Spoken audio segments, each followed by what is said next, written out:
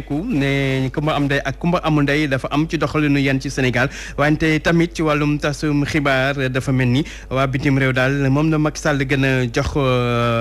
làmmiñ ñi nga xam te ne ñooy waa Sénégal ndax saa suy wax tubaab yi lay waxal wala bokk sax ñu nekk ci internet bi la ci mujj di Kaliphone doon saaga Macky Sall ci internet bi mu dem wax ak moom defal mooy interview loolu moo waral ba Macky Sall fàllewul taskatu xibaar yu Sénégal yi njàngatu Babacar Fall. bu dee journaliste sénégalais nga xamal ni Macky Sall respecté wu la njiitu réew mi li ko gënal mooy Samba Alar dem ci journaliste yi nga xam ne ñoo ne bitim réew ngir waxtaan ak ñoom xoolal sax àjjuma ci ngoon moo nàmm tànkam sol dàllam dem ca BFM TV ca France ca seen biir studio ba mu faloo ba léegi toll na ci fukki at musta sol dàllam dugg ci benn télé mbaa rajo fii ci réew mi moom Macky Sall. am na ñuy laaj nag ba xam journaliste sénégalais yi dinañ bind bataaxal ngir sàkkoo waxtaan ak njiitu réew mi dem leen palais présidentiel di ngeen fa fekk ay demandes yu dul jeex ña ko yónnee sax jotuñu kayit bu leen wan ni jot nañ seen kayit kenn du leen tontu. ana ndaje bi nga xam ni 31 décembre la ñu waxoon ni Macky Sall da koy seq ak journalistes yi waxtaan bii weesu amaluñ ko ñu ne dañuy bàyyi ba élection locale yi weesu élection ya jeex na ñu ngi sóobu ci yeneen élection te defuñu ko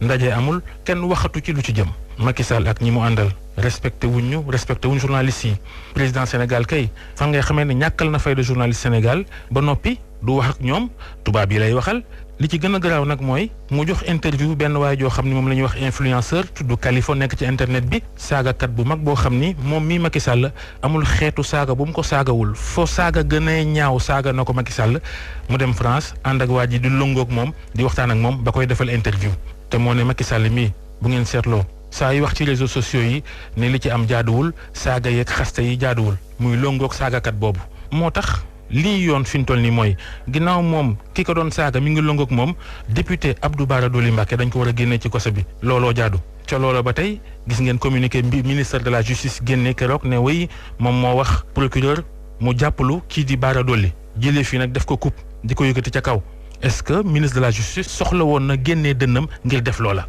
léegi moom ministre de la justice lu muy xaar pour wax procureur mu topp Ahmed Suzanne Camara mi nga xam ni daa jël vidéo dugg ci internet bi ne dañoo war a rey Ousmane Sonko loolu la ñuy wax appel à assassinat wala apologie de l'assassinat waajaa nga toog fa mu toog kenn xoqatalu ko kenn seetu ko ndax rek APR la boo ko Macky Sall la faral. Tribunal Sénégal de justice Sénégal lu muy xaar ci enquête xaalis bu bëri bi nga xam ne daanaka toll na ci 1 milliard ci xaalis CFA bi ñu sàccee kër Farba Ngom di député boo xam ne ku ne xam na ni ci ñi gën a jege Macky Sall ci la bokk lu tax loolu duñ ko seet je m'en fous gi Macky Sall ki gaay yi nekkee jamono jii war nañ cee wax.